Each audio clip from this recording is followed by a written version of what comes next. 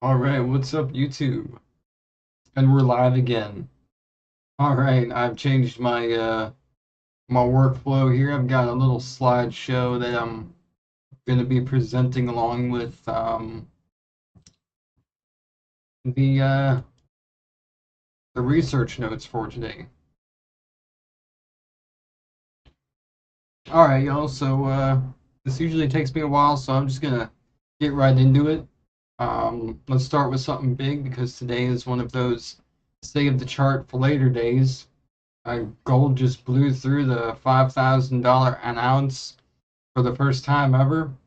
Um, and I just want to start off by saying also that none of this information in this video constitutes financial advice. I'm simply a business owner, and I'm doing this research to kind of understand where the market's at in proportion to my business. And, you know, so that's why I'm doing it. But anyways, later on this today, it went above 5,100 bucks. Let's just check that out here. But yeah, there's been a bit of a retracement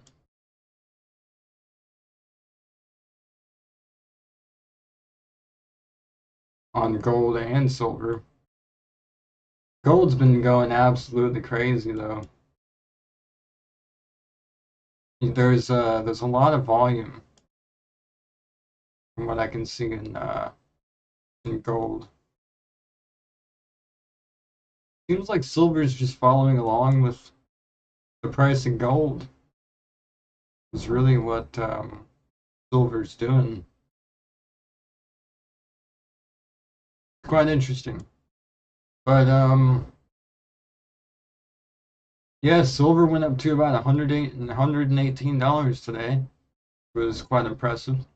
And that move is being driven by um, what's called the perfect storm.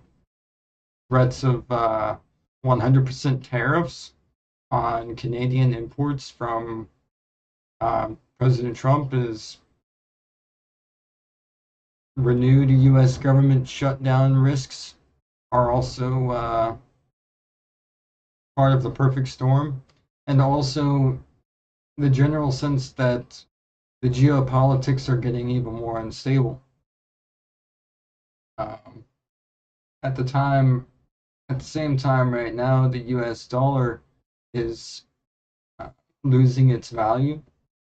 It's losing its grip as the global economic currency, and especially against the Japanese yen. So traders are bracing for a potential joint U.S. Japan intervention in the FX markets. Um, I'm just going to ask really quick, what are the FX markets?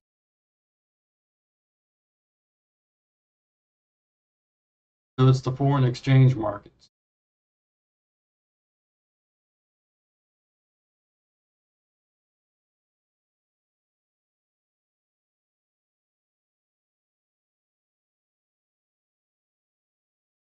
which is a pretty big deal. But I can see here, it's the world's largest, most liquid, decentralized global market for buying, selling, and exchanging different currencies, like the Japanese yen, the dollar, the euro, etc.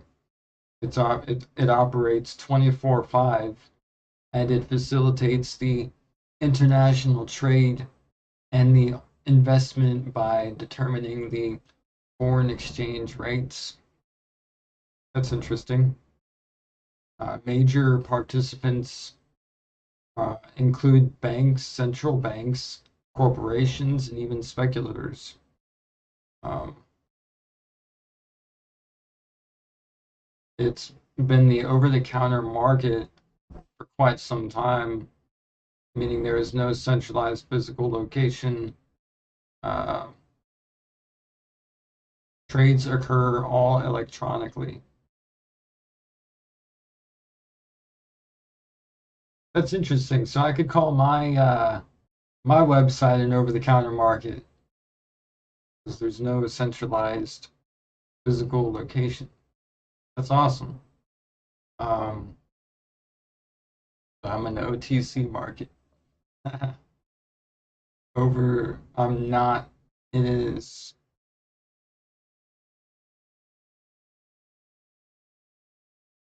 I thought an over-the-counter market would be a physical location.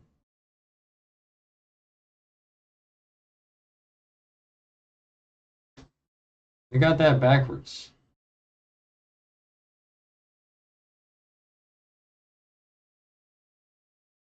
Wow, that's cool.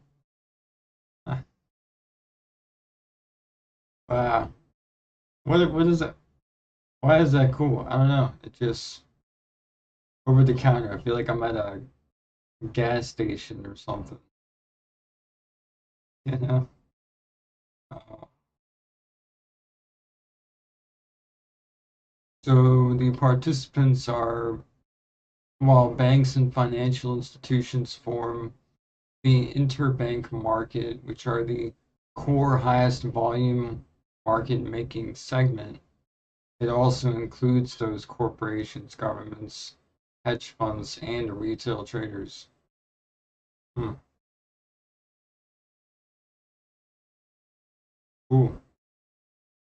Most liquid pairs are Euro USDC, USDC, Japanese yen, uh, among many others.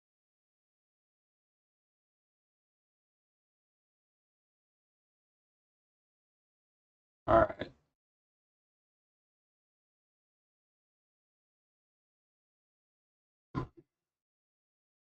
So where was I here? So aside from all of these perfect storm elements happening, um, the US dollar is also beginning to slip between these different currencies, right? That's interesting.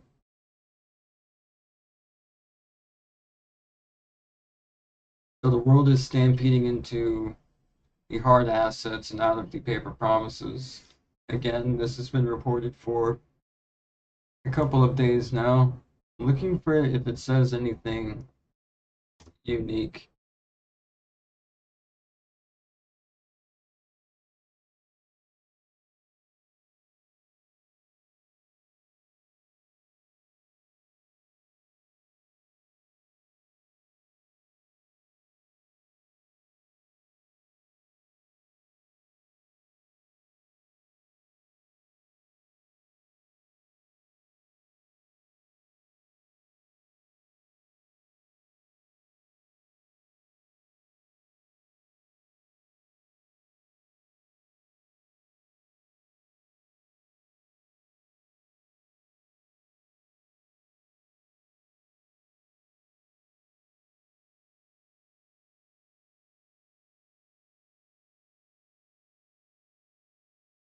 Hmm.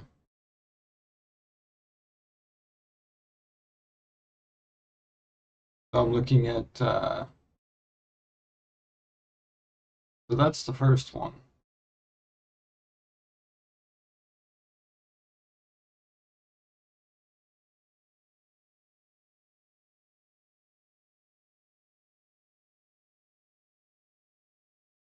So it says here the dollar yen reverses after a suspected Japanese US intervention near 160.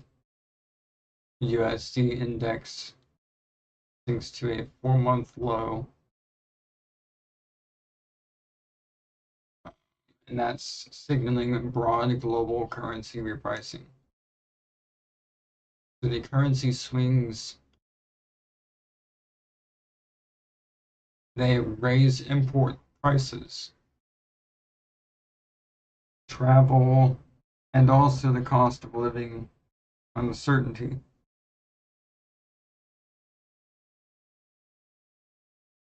And the website that I'm building sort of emphasizes this whole narrative. So let me look into this really quick.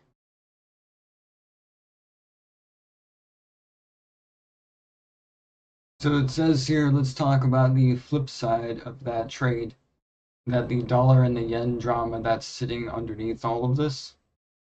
Over the weekend and into today, the story in the foreign exchange is that the dollar yen has suddenly reversed after uh, going around the 160 yen per dollar range because traders believe that Tokyo and possibly even the US authorities either intervened or are about to.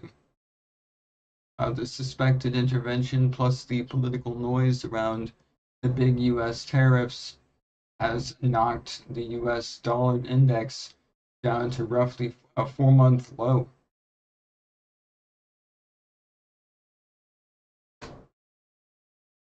The US dollar index.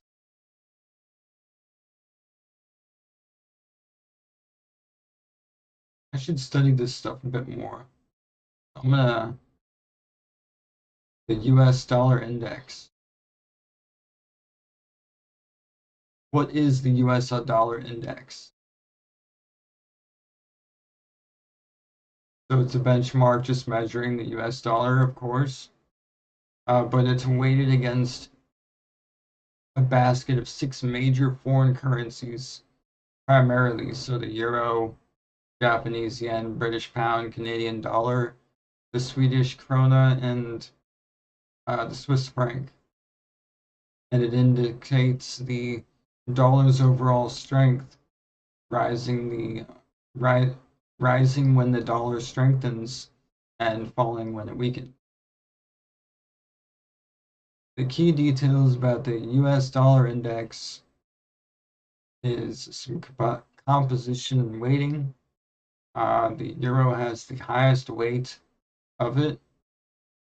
I guess this is current data, stating it's 57.6%, following the Japanese yen at 13.6%. The pound sterling follows at nearly 12%, Canadian dollar at 9.1, and the Swedish krona at 4.2, and the Swiss franc at 3.6. Wow. That's so basically the euro has the highest weight right now is what it's saying. Um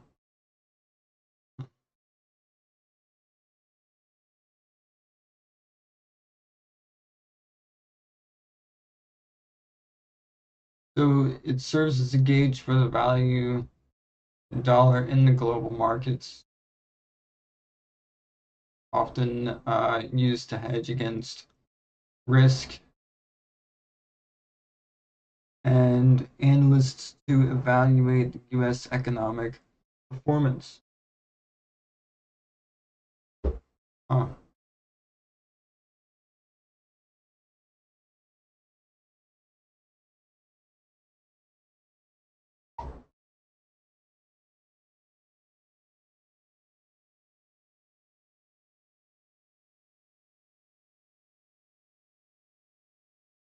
So I'm just gonna ask, what happens if the US dollar index sinks um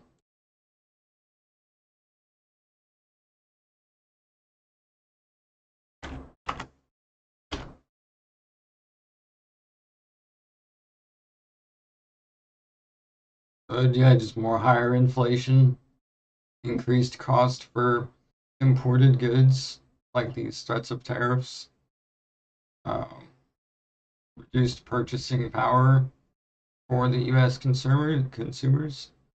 So yeah, I mean, people that own stuff like gold, and Bitcoin and stuff, they seem to be the primary currency holders right now, and it's really starting to show. And that's why this is so important, is because it's showing just not as it's like no strength in the US dollar, essentially. Um, but I think that is the most important thing to note, is that just the cost of goods and services are going to be going up, and that's going to affect pretty much everyone. Um, Let me go back here to my research notes. So this whole suspected intervention, uh, plus political noise around the big U.S. tariffs, has knocked the U.S. dollar index down to roughly a 4-month low. And we can see the broad dollar weakness across the board. So for the regular people, the moves like this, um, currency moves like this show up in the background. So higher imported prices if your local currency is weak, cheaper U.S. goods if the dollar dives. Um, oh, okay, so cheaper U.S. goods if the dollar dives, and more volatility in travel, cost, fuel, and food. So from our website, this story is somewhat bullish, but indirectly so, because when the foreign exchange feels like a rigged game between the governments and the central banks, then our narrative of opt out into neutral assets like silver and Solana rails that don't belong to any one country really lands much harder. And from the global power lens, this is um, basically a straight up currency war behavior. And big economies are quietly fighting over who gets the weaker currency to boost those exports. And the markets are reacting by putting money into gold, and also increasingly more into any system that isn't centrally controlled, essentially. Um, and yeah, so that's slide 3. I'm going to move on to slide 3. Here we go. Slide 2.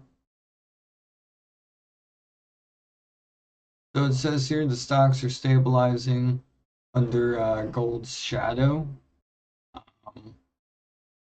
Let me just sit with that for a moment. Okay, so gold is just, leading the charge a bit.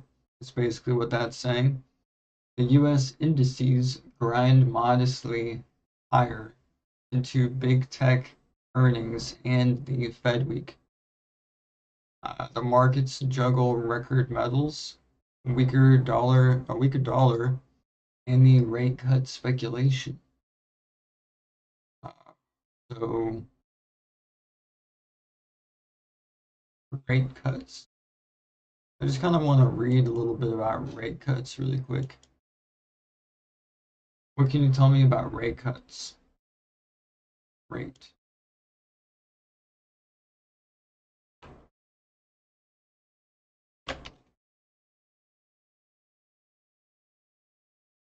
So they lower the benchmark federal funds rate, which is reducing borrowing costs for things like mortgages, auto loans, so when you're trying to buy a car, and also um, credit cards, and how they work. Um, and this is to stimulate the entire economic activity when rate cuts happen. That's interesting. Okay, so it further reduce the further reductions. Oh, it's doing research for me as well here. It's saying are anticipated in the early 2026 to manage inflation and also support growth. So rate cuts are a good thing. Um, Yep, just makes everything a bit easier. While beneficial for the borrowers, these cuts typically result in lower returns on savings accounts and certificate of deposits. So, um, yeah, for trying to get into those sorts of things. All right. So now the key impact of rate cuts is, yep, like we said, makes loans affordable and stuff. Um,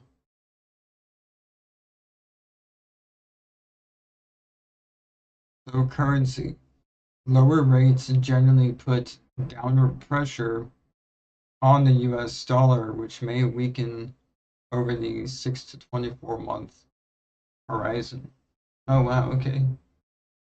So that'll just make the dollar even weaker. Um, oh, whoops.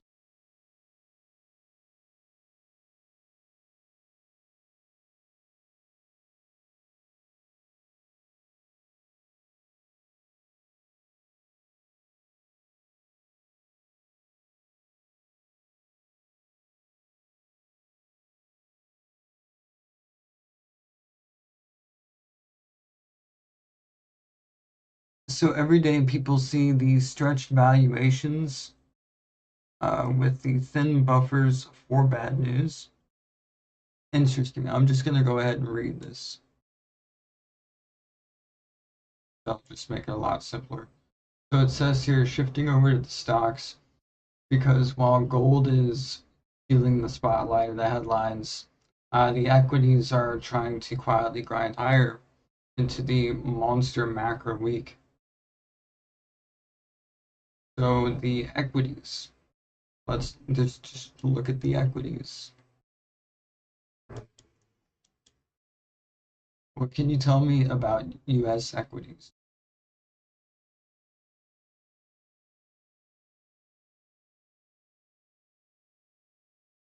So it makes up over 50% of the global market value. So that's kind of impressive. They offer high liquidity, significant potential for capital appreciation, and dividends.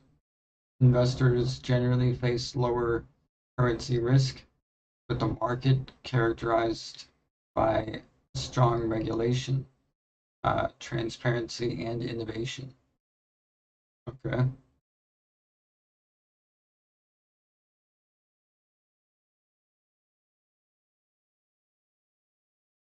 So the key aspects of U.S. equities. Definition and ownership. Buying a U.S. equity means owning a fraction of a company, granting a claim on its earnings and assets. That's interesting.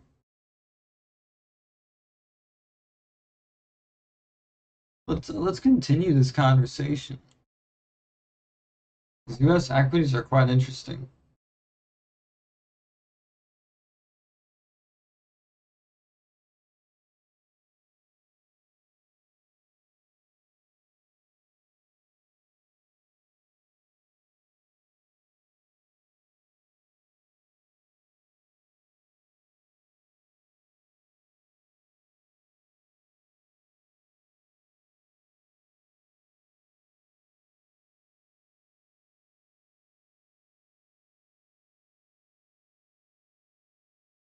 So the current market strength is primarily attributed to strong corporate earnings growth, which has taken over the dominant driver of returns in 2025 and early 2026. The shift from valuation-driven gains to earnings-driven gains is generally seen as a healthier market signal.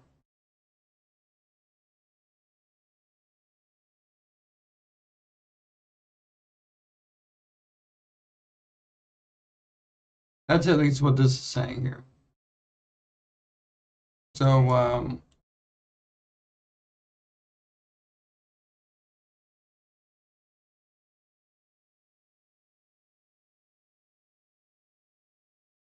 So many of the headlines are using words like stabilize and rise as the Dow, S&P 500, and also the Nasdaq bounce into a week that is dominated by mainly big tech earnings and the Fed meetings.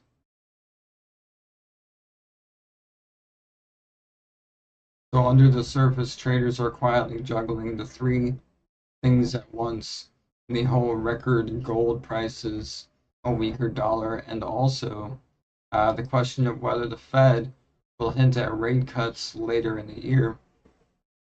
And for everyday people, what matters here is that many of the stock portfolios aren't blowing up, but the valuations are stretched after several years of many strong returns, which means that any negative surprise, such as tariffs, political chaos, or even growth slowdowns, will hit more harder than usual. From my website, I would say this is neutral to slightly bullish. It's a it's this is giving people psychological space, is what my research is saying here, to think about the whole diversification into things like precious metals and also perhaps crypto rewards that aren't just some yield. Um, but instead of panicking about, you know, people's 401ks, people have this option, to move to. And from the power lens, the fact that stocks can rise on the same day that gold explodes also tells you that investors are increasingly hedged both ways. They don't fully trust the system and where it's going. They're still, you know, making plays every day, which is exactly the type of environment where um, my platform can live between Wall Street and also the hard money system. Um, Now, here's the thing that gets quite interesting, which is the Fed. We're heading into here. Let me switch slides. So here we go. Um, so we're heading into a January Fed meeting this week, where the markets are broadly expecting no change in the interest rates, but the political backdrop is very loud. The Reuters is already framing the meeting as being overshadowed by threats to the central bank's independence. Let's just ask AI and Google, you know,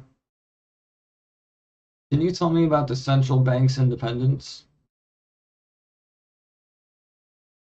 So it is the autonomy of the monetary authority to literally set interest rates and manage policy without the direct political interference from government leaders.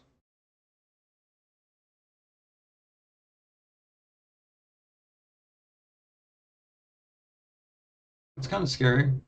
So it ensures long-term price stability, quote unquote, and economic health, preventing politicians from forcing short-term inflationary stimulus to boost the whole election prospects, which actually I don't understand how that would have an effect. The independent banks are accountable to legislatures but operate free from political, fiscal, or private banking pressure. Okay, so the central banks operate outside of a lot.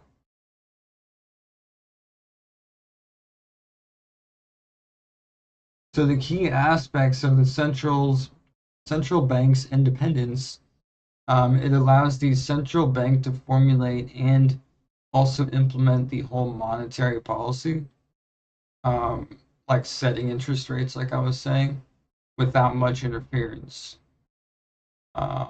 Let me just ask it. What happens if the central bank's independence fails? All right, here we go. If the central bank's independence fails, the monetary policy often becomes a tool for short-term political goals. What? Wow, resulting in higher inflation, increased market volatility, and eroded credibility. That's scary territory. Governments may force lower interest rates to boost the whole economy before elections, leading to more long-term economic instability, creating depreciation and also potential financial crisis. So yeah, 2028 ain't looking that great, y'all. Unless we can switch just or do something about this whole you know situation that we're facing with the de-dollarization. It's literally happening. It's kind of scary. Um, and that's kind of why I built my platform. I think there was something, I saw the price of silver and I was like, it was just the idea of my website selling silver, and basing that around a system where it doesn't revolve around any one government. It can operate sort of outside of that. And it was it's not something that I wish on like, you know, the US or whatever. Like what happens happens. I don't think that my actions are the result of like, what's happening, but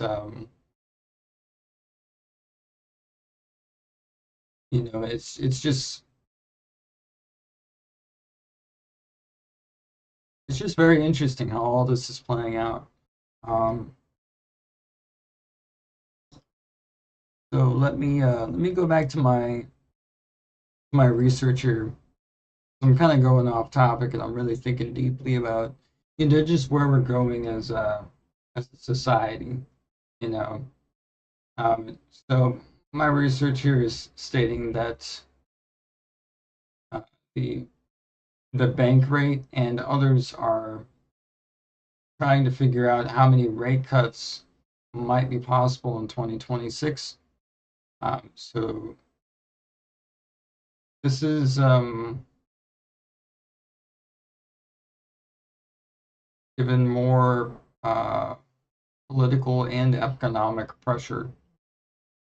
The short-term treasury yields are basically flat from yesterday to today, and but the commentary coming out this morning points out that a lot of the 10-year recently spiked points out that the 10-year recently spiked towards 4.3%.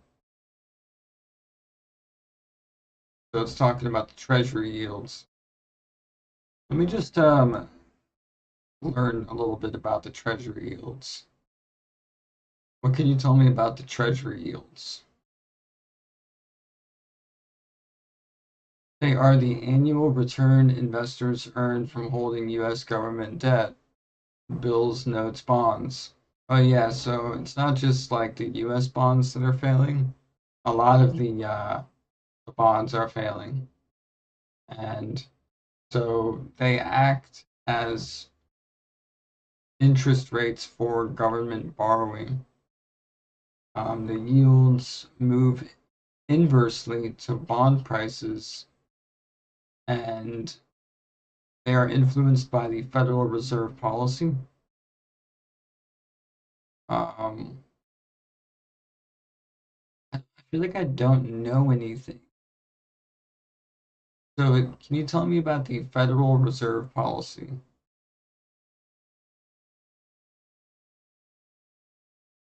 dual mandate of maximum employment and stable prices, targeting 2% inflation by adjusting the federal funds rate and using tools like interest on reserve balances. The Fed influences economic growth, credibility, credit availability, and long-term um, interest rates. Dual mandate.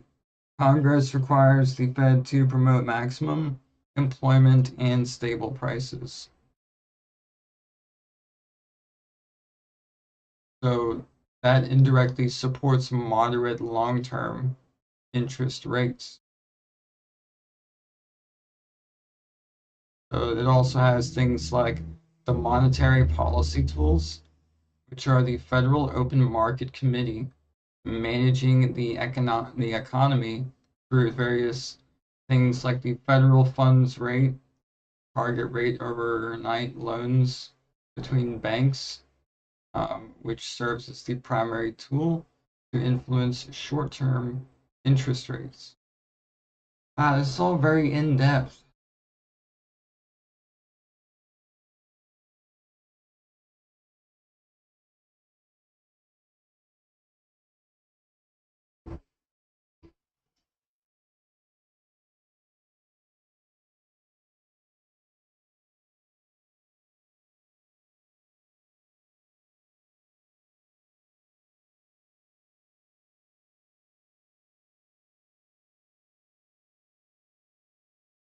So the open market operations, buying and selling U.S.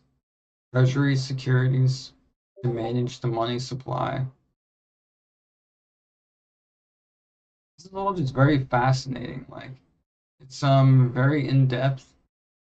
I'm surprised if anybody really knows what it is I'm saying when I'm saying it. Like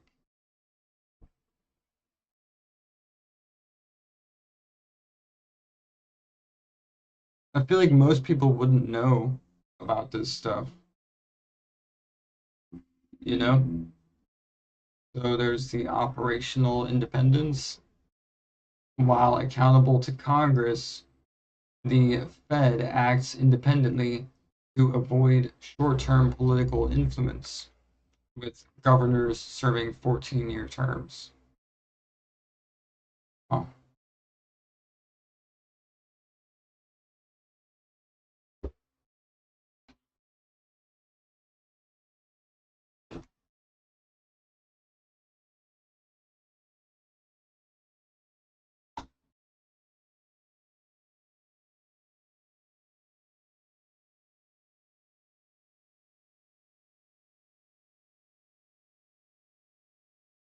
So the Fed, here's the policy stance in all of this. Actually, I'll read the impact of policy. So decisions by the uh, Federal Open Market Committee, um, which also meets regularly to review economic data, directly affect interest rates for the consumer debt like mortgages, credit cards, and auto loans, as well as the broader employment and inflation rates. Okay, so they're the ones that basically control a lot about what's happening. So when they talk about the FOMC, it's a pretty big deal. Um, where was I here? Treasury yields. So even if the Fed is trying to sound calm, um, these rates or these yields are quite high. For normal people, higher yields mean mortgage rates that just won't fall as fast as people would hope. The car loans that stay expensive is what you'll see, and governments whose interest bills are crowding out the real services. Um, What does it mean that? Why, like, what does that mean? Governments whose interest bills crowd out the real services. Oh, like the car loans and the mortgages. That's just what it means. So from my website, um, this is actually bullish over the medium term because the more that the Fed is perceived as a politically boxed in um, thing, the more attractive that my website looks to more of a slice to move a slice of the net worth into assets that are outside of a policy regime. So physical silver, on-chain positions, and the automated reward loops that don't necessarily depend on a committee meeting. Um, um, Now, from the global power perspective, the pressure on central bank independence, it is one of those quiet inflection points. If the markets stop believing that the monetary policy is a technocratic technocratic, what is that? Let me look that up, y'all, because this is all very interesting to me. Techno technocratic, and even like technocratic. Can you tell me about a technocratic government or society? So a technocratic government is a system where the decision-making power is held by technical experts such as scientists, engineers, and economists, rather than the elected politicians. It focuses on the scientific management, the efficiency, and the data-driven policies to solve social problems, often operating in contrast to the democratic consensus-based governance. So it often exhibits leadership by experts, data-driven policies, um, which are governance, which are what governance relies on scientific objective data in order to maximize its efficiency and eliminate any sort of bureaucracy. That's quite interesting. I really find that elegant. You know what I mean? Um, so proposed economic systems, historically, some movements suggested replacing money with the energy certificates or the energy vouchers based on the energy cost of production. Okay, proposed economic systems. Um, Historically, some movements suggested replacing money with a energy certificates or energy vouchers based on the energy cost of production. Okay, so it's just talking about a different idea of what money is right there, but there's typically two different ideas of money, and that's the Western Keynesian style of economics, which we've been following for about 100 years now, and now we're sort of breaking into the um, Austrian sort of side of economics, where you have hard money and like the system expects hiccups every so often, like they're expected. You know what I mean? And so the modern resonance of the technocratic society is the rise of big tech's influence in the government surveillance and also policy. And this is also within the AI driven management. And they're often cited as a modern, sometimes dystopian versions of the technocracy. It's interesting. Technocracy often emerges as a proposed solution to more complex societal, economic, and environmental challenges that traditional political processes struggle to manage. That's cool.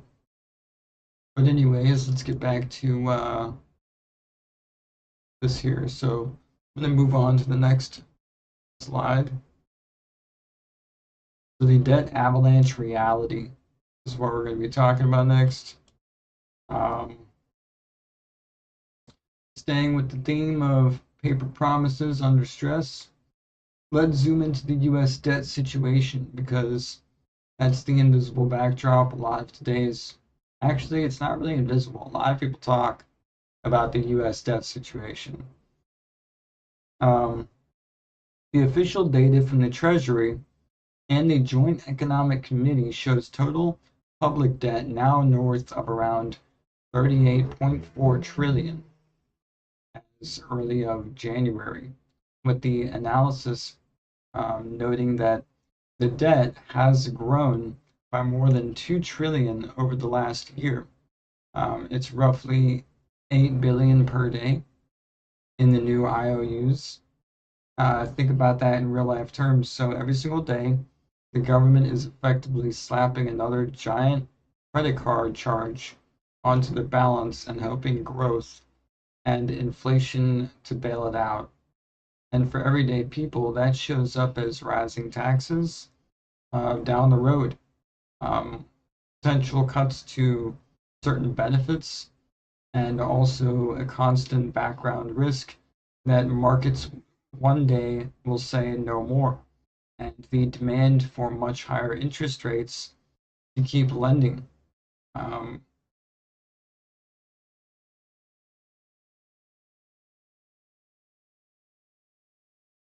And a constant background risk that markets one day say no more and demand much higher interest to keep lending.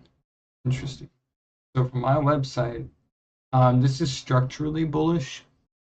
My pitch is essentially if the system keeps minting trillions of new dollars, then maybe hold some assets that don't care about that as much. For instance, on my website, I sell fine SolShot, so it's easily denominable, and I can sell that by the ounce very easily. So there's also yield-bearing on-chain positions for liquidity providers for a finite supply of tokens.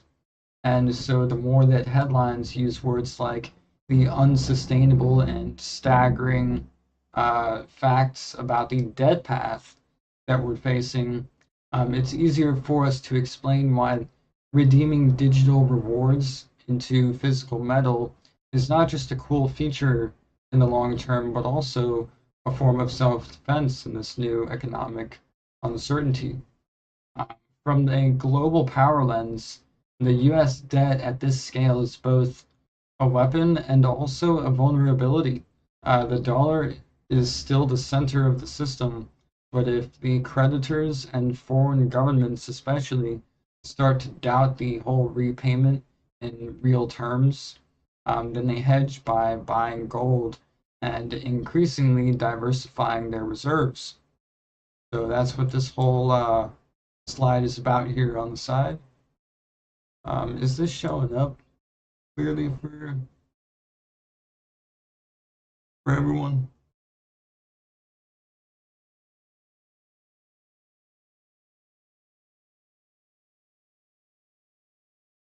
All right, anyways, I'm going to move on. So Bitcoin lags as metal leads.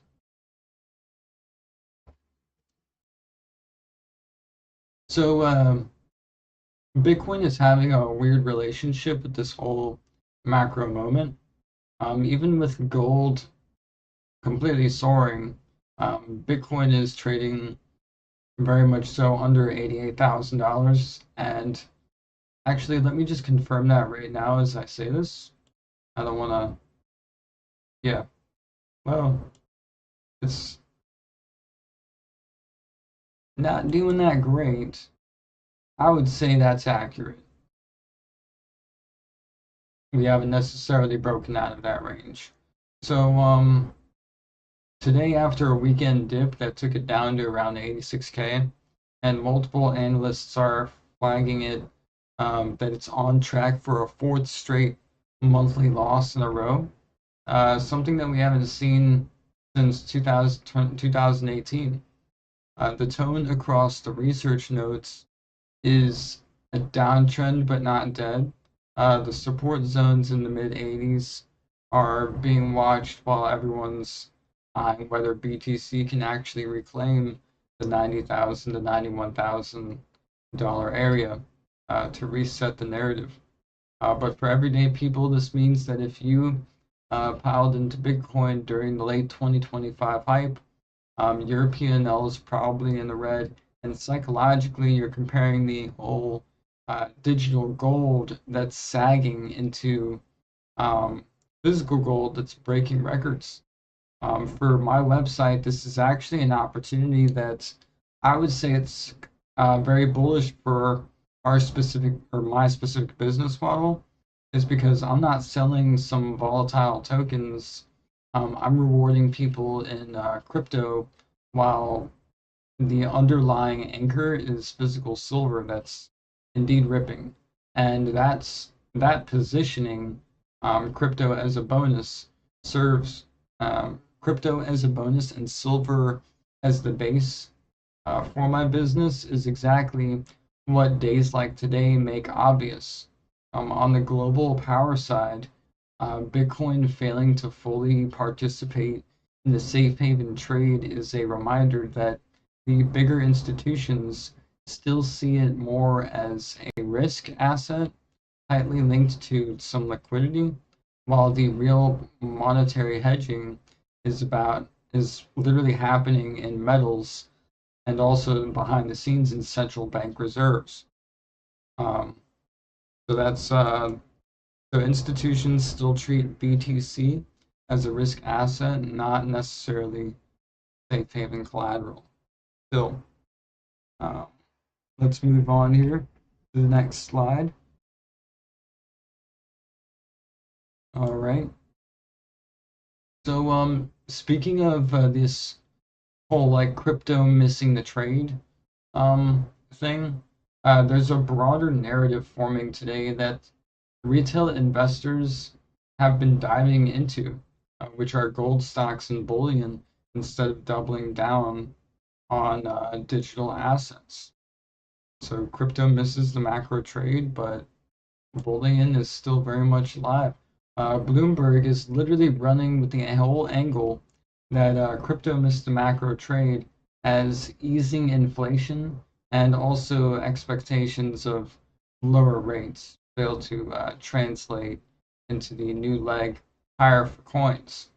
At the same time, the survey data from institutions suggests that nearly 70% of the big players still think that Bitcoin is undervalued, even after the 25% down draw over the last 6 months, which tells us that the long-term thesis is very much alive, even while the short-term sentiment is very nervous.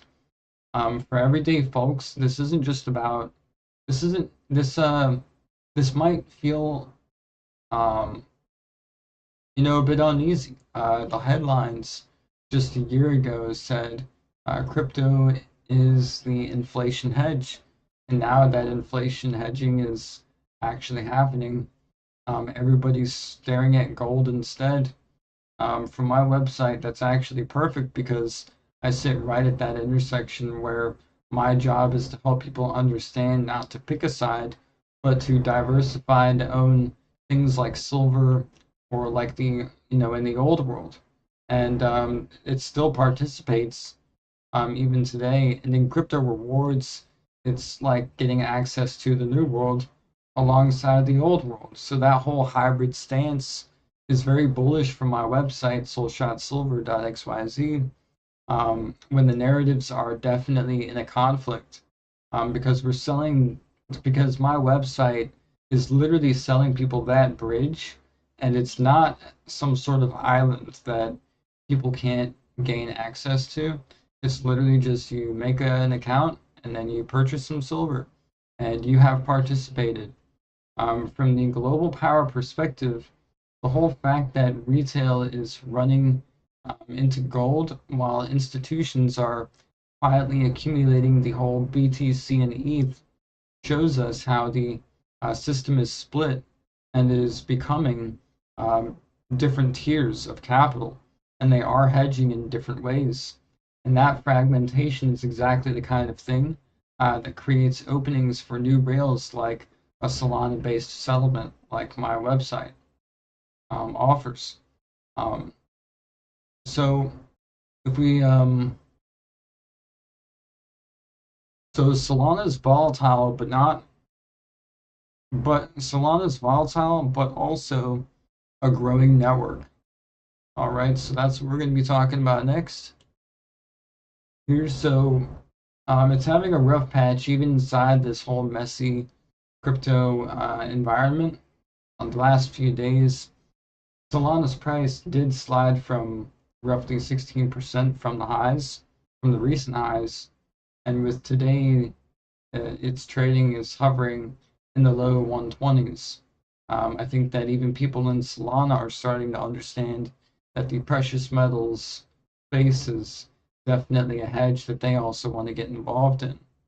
The technical analysts are openly talking about a potential flush towards the downside, towards even $100.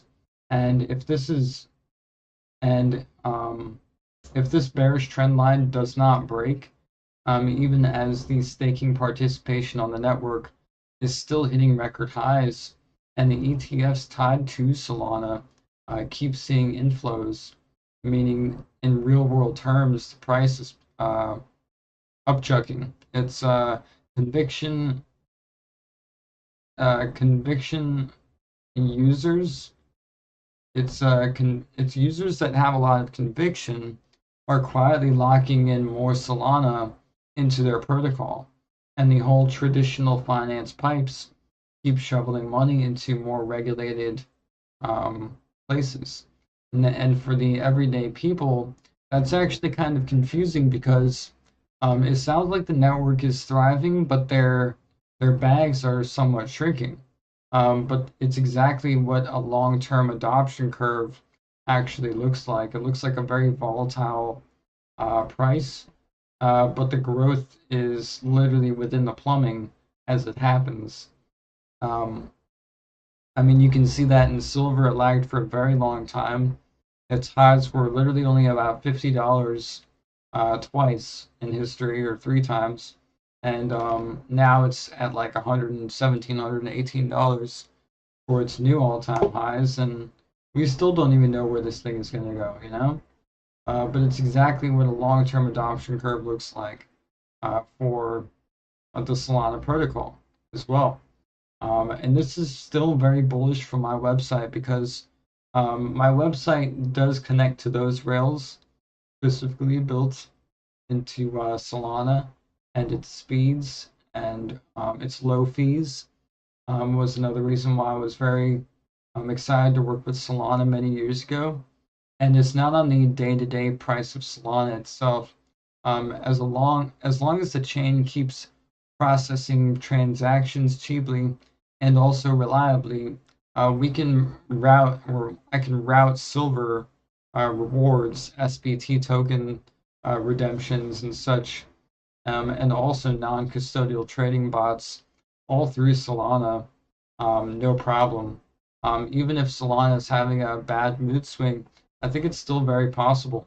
And from the whole power lens of these dollar index, the ETFs are hovering, it's actually saying hoovering up Solana, while the spot price is bleeding.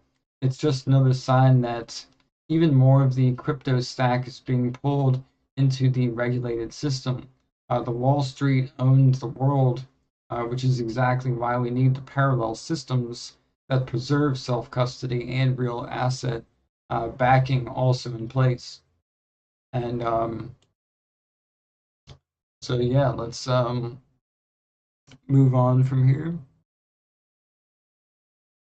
Staking becomes corporate cash flow. All right, so if we hang out on Solana for just one more story, but from a business finance angle, rather than just price. Sharps Technology, which is a listed company, dropped an update today framing that their Solana staking income as a reoccurring cash flow stream, even though the whole Solana price itself has been slumping. And that sounds like a small headline, but it's actually a very big mental shift. Instead of thinking of Solana as a speculative rocket ship, they are now treating staking yield more like a bond coupon or even a rental income, which is something that can model and report to shareholders. For everyday people, that framing matters because it's also how crypto starts becoming more mainstream and also starts appearing in more mainstream portfolios. Yield on the whole staked assets sounds a lot less scary than I just bought a magic internet coin.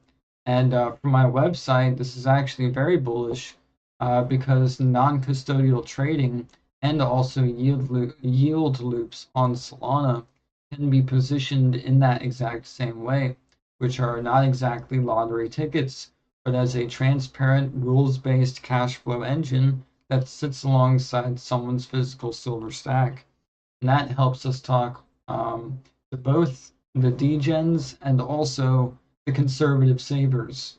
So people using the same language essentially, and globally, the more the more corporates treat on-chain yield as a standard financial input, that's the more it actually erodes the monopoly that the traditional banks and sovereign bonds have on what income investing actually looks like again, which will shift the power from the old institutions into more programmable rails. So if we move on over into Ethereum, let me switch my slide. So Ethereum becoming a whale in accumulation.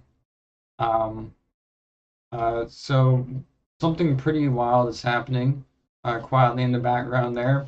A company chaired by Tom Lee's camp, which is Bitmine's Immersion Technologies, has reportedly amassed over 4.2 million Ethereum, which is about 3.5% of the total supply after a huge purchase just last week. And this is happening as ETH trades just under the 2,900 to 3,000 zone just today, with price down modestly over the last 24 hours, and whales are steadily accumulating into that same softness. For everyday people, what this means is that while the headlines are mostly about Bitcoin and also gold, the big money is also quietly positioning itself into the plumbing asset of Web3, which is often seen as Ethereum at prices that they can clearly think are a discount. That's what they're trying to get it for.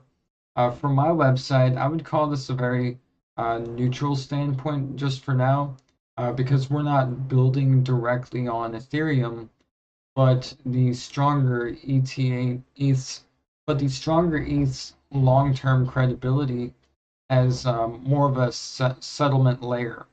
The more comfortable that the world gets with on-chain infrastructures generally, that's what will eventually help us when we're explaining why Solana rails are just faster, cheaper, and more affordable, and basically the same idea. Now, from the power lens, concentrated ownership of the whole major base layer assets like Ethereum and Solana assets, they raise governance questions. So when a handful of entities own big chunks of a network, you have to start thinking about how that resembles in the overall crypto market systems. So I would call that somewhat bullish for Solana if the big corporations aren't buying directly into these Solana networks. That still leaves it open for the little fish like the average people to get involved. And it could be a payment rail in the future in that sense, Solana.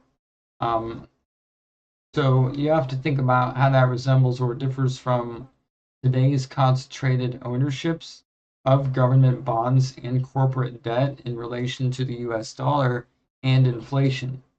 Um, so now let's dig into regulations. So that's what we got up here next. Regulation becomes very real. So US crypto bill gains momentum. Um, that's where a lot of the 2026 story is actually quietly being written today. In the United States, the big crypto bill that's been floating around for ages is actually moving. Its draft language now lays out a more cleaner framework for who actually regulates what and how platforms like Coinbase and Kraken will register and what consumer protections will look like.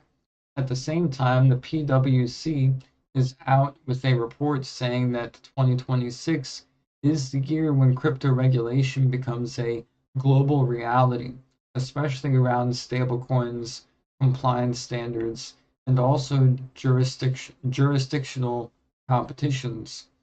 So for the everyday people, what this means is that the Wild West era is it might be coming to a close, and over the next couple of years, you'll be seeing very much fewer rug pull headlines and more. This exchange just paid a gigantic fine stories instead. It also means that the whole on ramp and off ramps will feel more like your banking apps, KYC disclosures, and also clearer tax reportings as well. For my website, this is very bullish because our model was designed from literally day one to be on the right side of that whole line. I'm not selling some tokens as investments. We are rewarding our crypto on top of real world silver purchases that purchase using crypto, not the US dollar, which tends to slot nicely into the existing rewards and loyalty frameworks. The more regulators sort the whole ETFs, custodians, and the whole crypto banks into more clearer buckets, the easier it will become for us to demonstrate that we're a hybrid payments and rewards rail system. It's not just a shadow bank. And from the global power perspective, this is about who gets to be the Delaware of crypto, which countries become the Cayman Islands of digital assets, and which ones push talent away with heavy handed rules and policies. Um, Now, let's move on from that because we have a bit more to go. Bit more to go here. So, USB embraces Bitcoin and Ether. I'm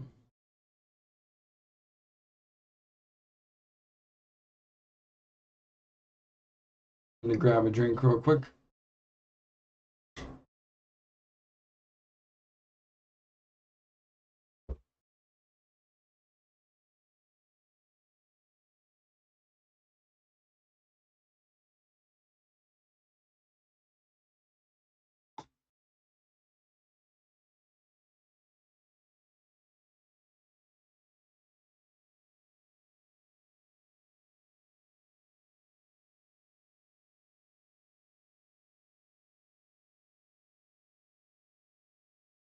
All right, staying with the whole entire old world of finance meets new world rails theme, let's talk about Switzerland.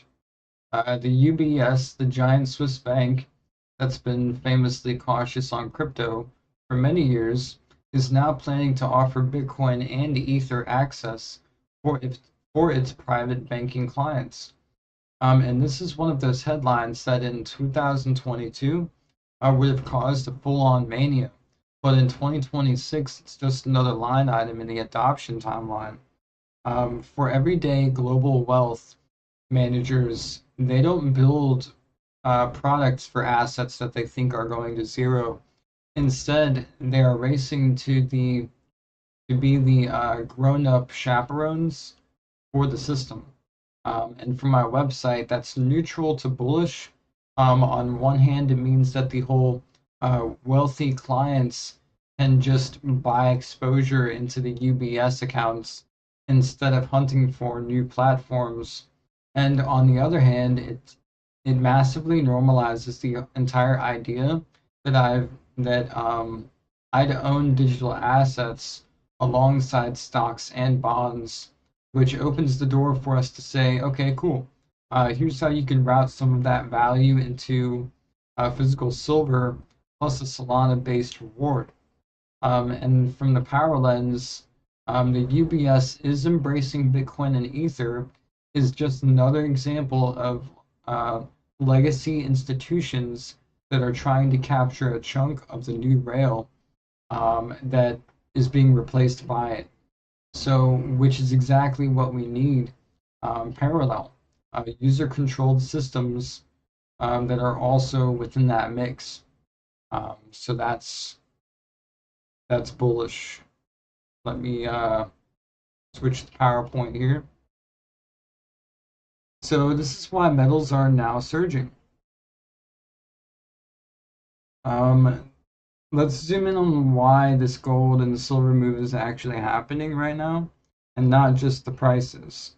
So the analysts are blaming the blend of tariff threats and also the shutdown risk, rising global government debt, and also an ongoing central bank buying for the surge, with some banks even floating $6,000 per ounce of gold targets by the end of the year.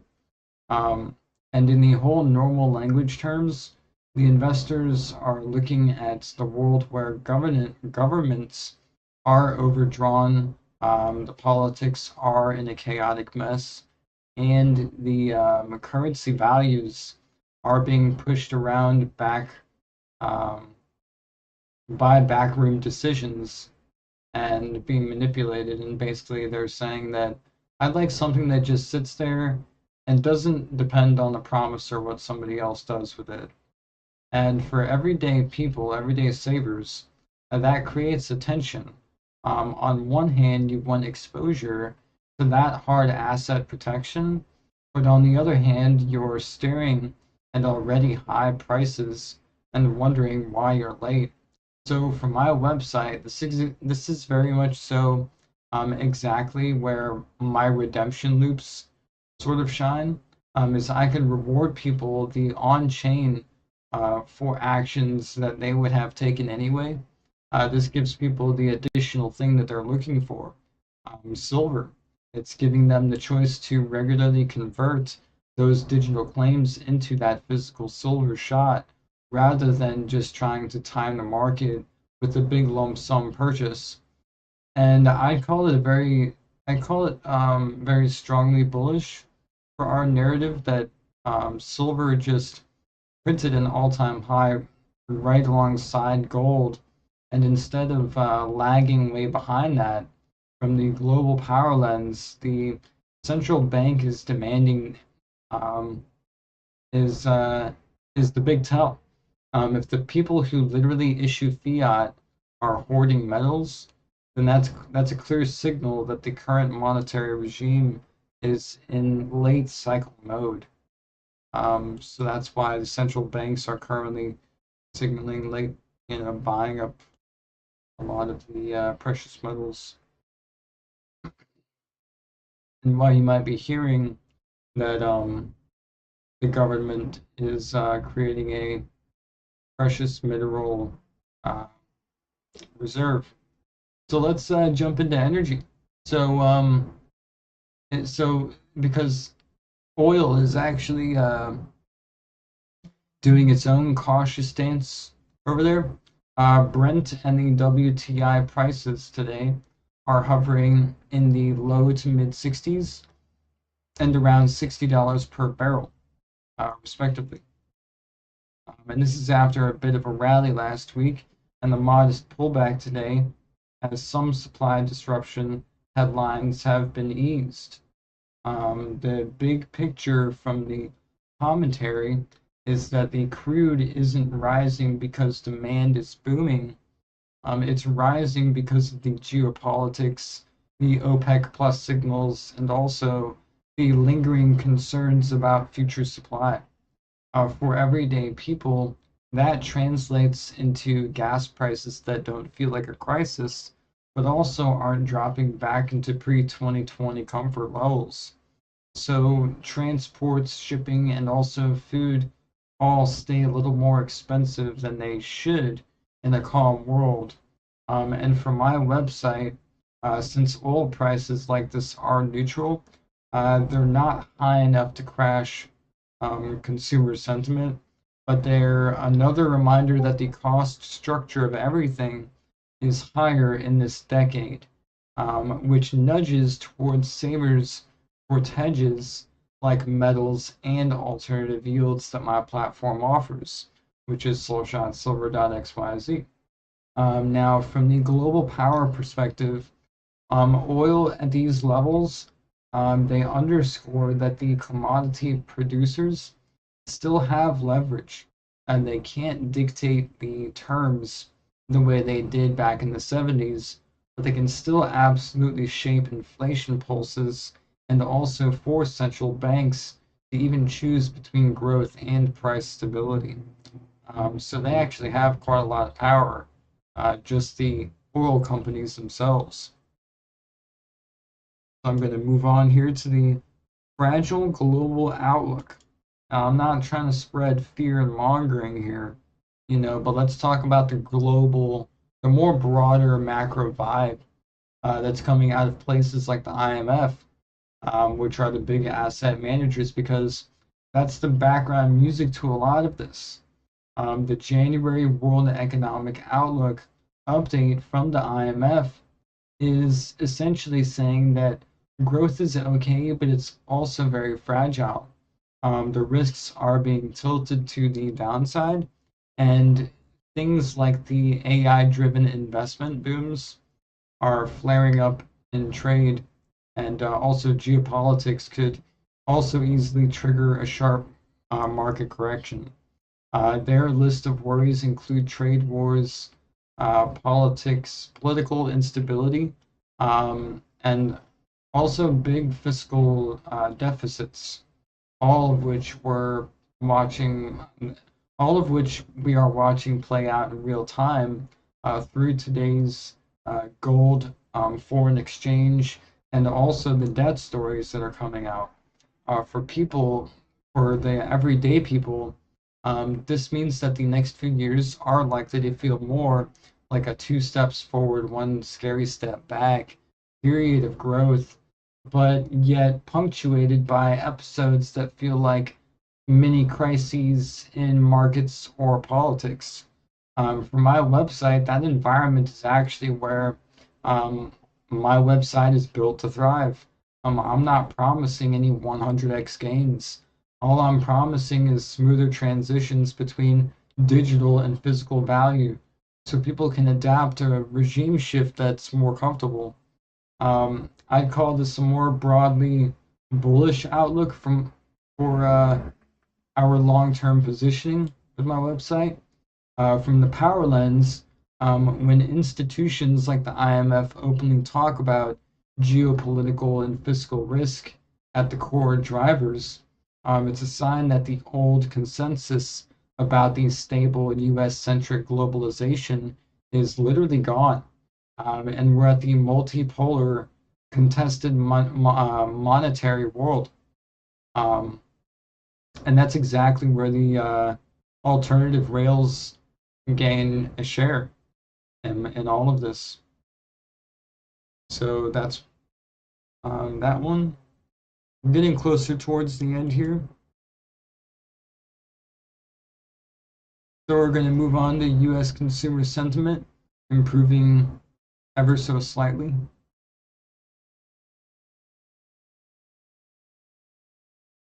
So let's check in on US consumers themselves, because at the end of the day, all of these markets rest on weather. that people feel okay about spending or saving. The University of Michigan's Consumer Sentiment Index for January was revised up to about 56.4, a small but yet meaningful improvement from the December and higher than the preliminary reading. That doesn't necessarily mean that people are ecstatic. It just means that people are slightly less gloomy than before. And surveys are still framing this as expanding but not very strong. And with a lot of the unease about inflation and affordability for everyday people, this lines up with how it feels that jobs are available, but everything from rent to food to cars can still feel a bit too expensive. For my website and my business, it's slightly better sentiment, um, which is good. Um, we need people calm enough to think about the allocating and not just putting out fires all the time. We need people calm enough to think about um, having a mildly bullish standpoint, mainly because it suggests that folks are willing to plan again, and which is exactly when put a small slice into silver plus on-chain rewards becomes part of the broader conversation, of the bigger conversation. Um, Let me grab a drink real quick.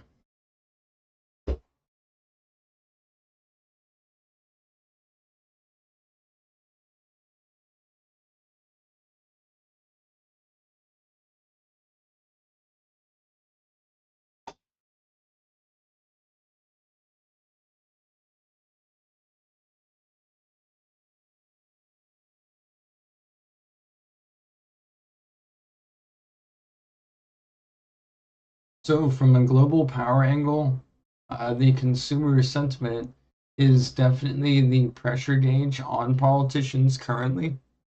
If it rolls over again while the debt and deficits keep climbing, then we can definitely bet that the policy responses will be a bit more extreme, which tends to be a positive note for hedges and alternative systems. All right, let me pull up the slide here. Now we're going to look at the dollar at a turning point. Um, Quite the headline. So, after circling back to the dollar one last time, because its weakness today has um, literally ties within every other story that we've talked about. The commentaries this morning described the US dollar index as sitting near a key technical inflection point, having broken down from the highs it set back in 2024, with momentum clearly failing. If you combine that with the yen's spike on the intervention fears, and you get exactly this sort of foreign exchange backdrop where gold thrives and risk assets behave strangely, sometimes rallying with gold, sometimes reacting even later. And for everyday people, a weaker dollar can be a double-edged sword. It can help American exporters over time, jobs in some sectors, but it also tends to keep imported goods expensive and reinforce more long-term inflation pressure. For my website and my business, this is structurally um,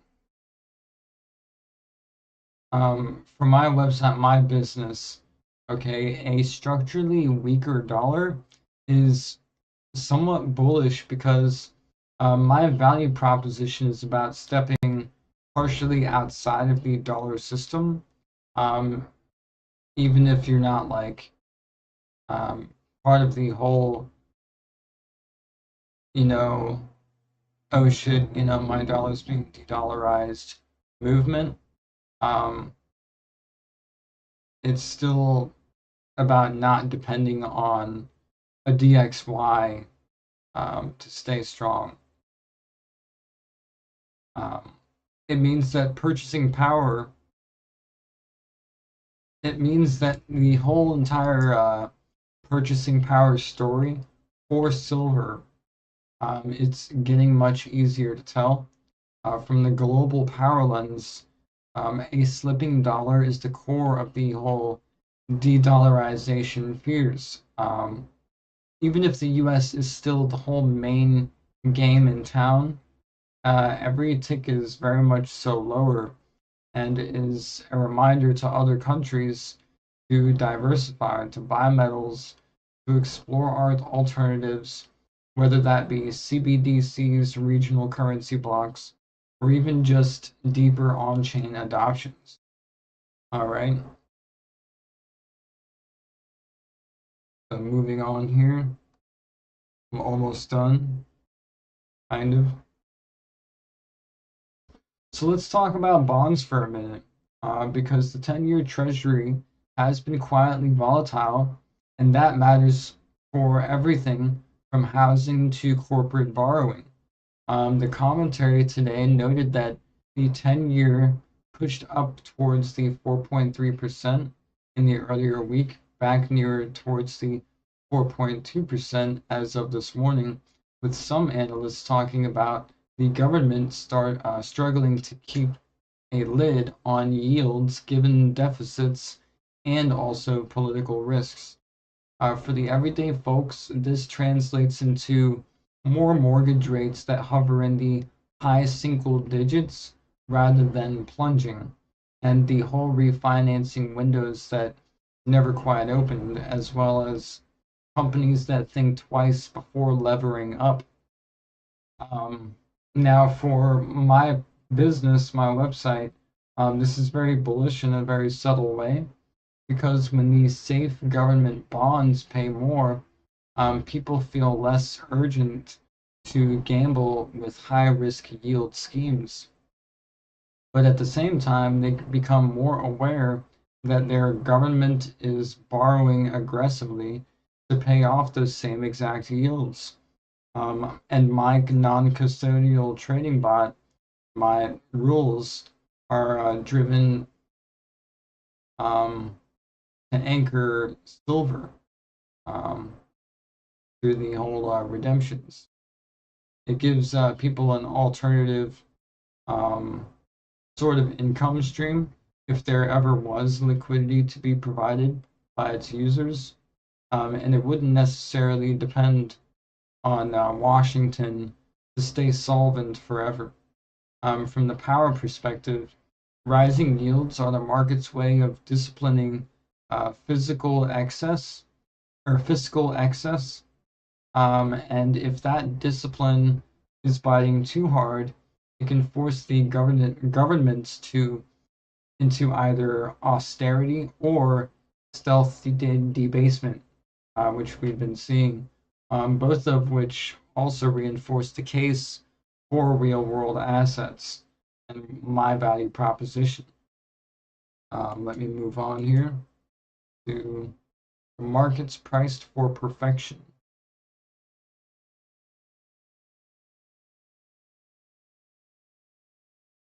So let's look at how companies and the markets are behaving day to day heading into this Fed and earnings week.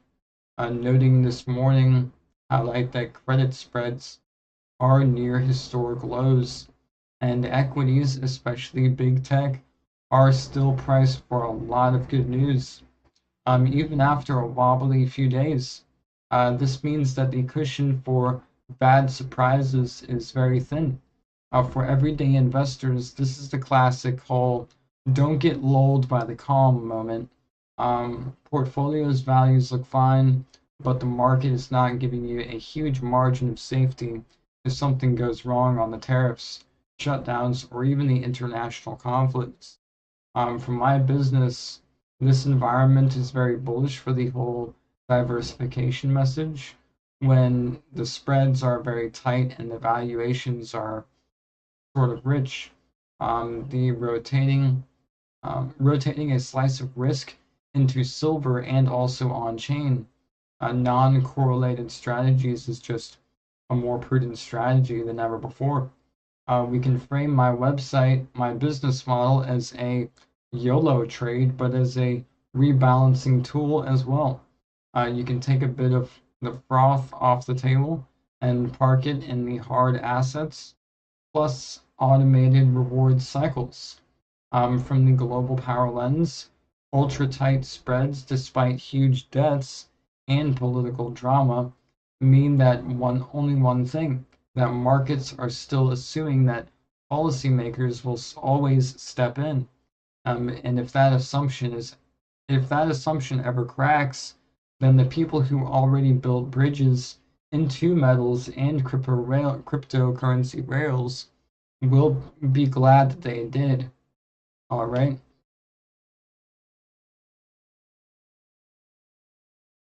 So now let's talk about these sanctions and AI enforcements and how they're tightening.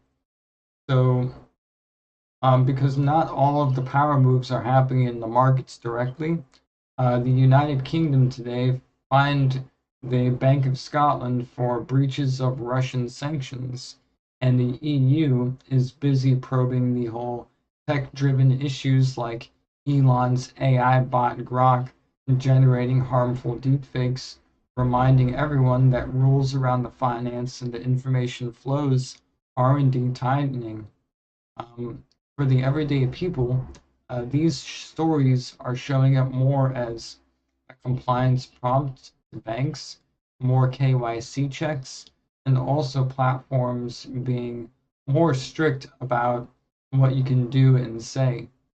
For my business, this whole trajectory is why we emphasize legal clarity and rewards, not securities, in our design. My payment rails are meant to sit comfortably inside the regulated world that we are developing while still giving users control over their assets. I'd call this a neutral to bullish signal. It's tighter rules squeezing the sketchy players and reward the ones who are building with compliance and confidence in mind from day one. Now, from a global power perspective, the whole sanctions enforcement and AI regulation are the new soft power tools. The countries are increasingly using financial and information controls instead of tanks and project power. And that whole dynamic makes censorship resistant rails and physically redeemable assets much more attractive over time, which is what my business offers.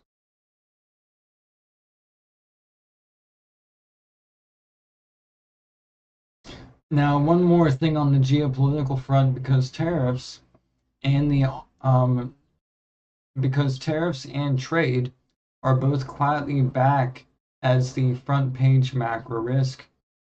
Coverage this week talks about tariff and Greenland-style geopolitical comings back with a bang for the markets, with Trump's floated 100% tariffs on the Canadian imports implying, or rather amplifying, the fears of new trade wars. For everyday people, the trade wars mean one simple thing, that stuff costs more and supply chains get more fragile. That can show up in everything from groceries to cars to energy prices, and it tends to hit the lower income households the hardest. For my business, the tariff chaos is actually bullish for the core thesis of owning silver. When cross border trade gets weaponized, owning universally recognized assets like silver and interacting with decentralized rails becomes more of a hedge against national policy risk. We can literally say that your silver doesn't care that who's in office or what tariffs are on which product, because for the power lens, tariffs are one of the clearest examples of economic nationalism. They signal that countries are more willing to use their market access as a weapon, which is turning nudges on other nations and individuals towards diversifying away from single jurisdiction's rules. So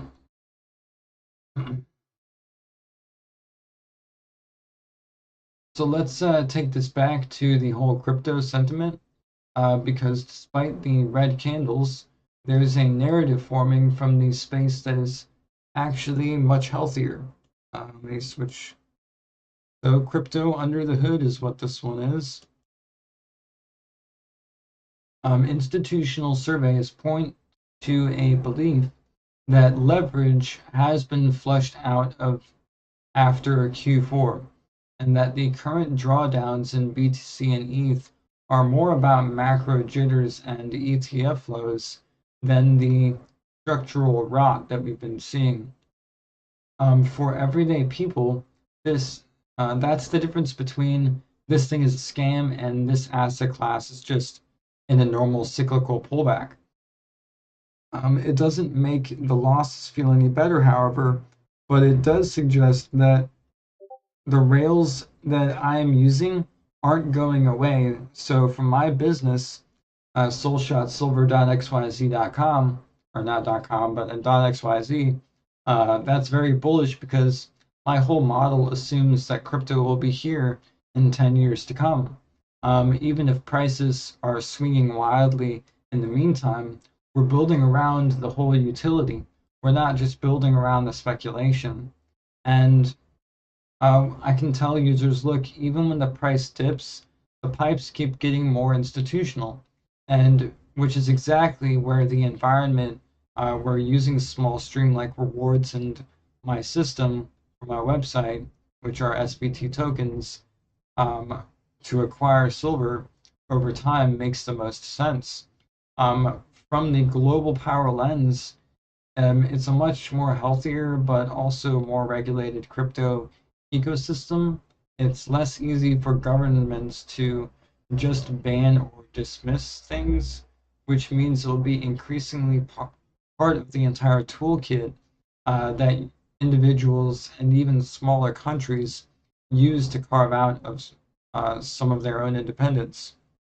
Um, yep, that's number 22. Got one more slide after this one here. So non-custodial tools are taking over. This talks about my what's it called? My bonk bot, my crypto trading bot that DCAs into a ironically inflationary asset. Now after the last couple of stops, and then we'll wrap this up. One area I will highlight is this ongoing shift from centralized to custodial products, which are non shift from centralized custodial products to non-custodial user-controlled tools, which is what I'm building. A lot of today's ETF and bank adoption headlines mask the fact that under the surface, more sophisticated users are moving towards self-custody and automated strategies that don't necessarily require trusting any single institution. For everyday people, that translates to products that feel like apps than banks. And you log into these things, you see your assets, and you can move them literally 24/7. And ideally, the rules of the system are baked into the code, and not necessarily um, by one person at any one time. And for my business, this is exactly the lane that I want to be dominating in the future, is the non-custodial trading bot on Solana and reward engines sitting on Solana as well, with silver and silver. And this is the clear legal rails and real world asset, silver.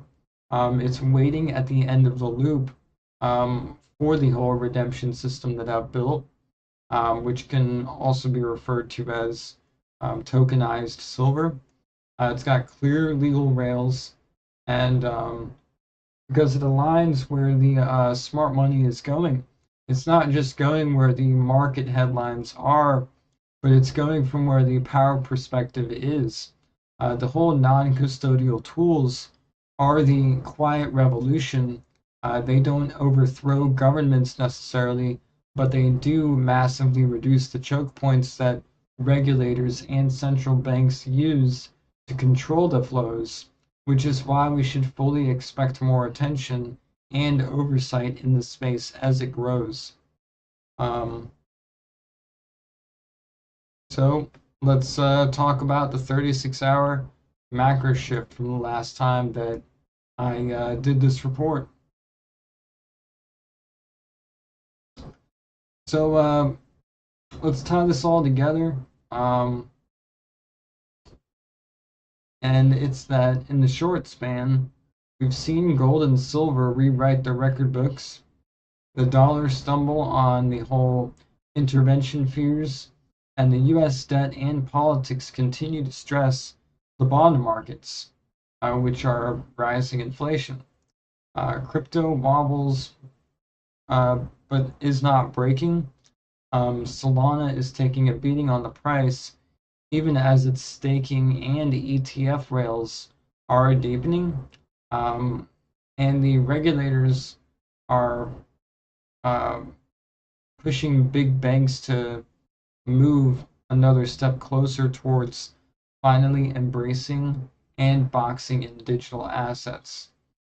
For the everyday people, the simplest way to understand all of this is that the old system is still running, but it's creaking under the weight of the debt.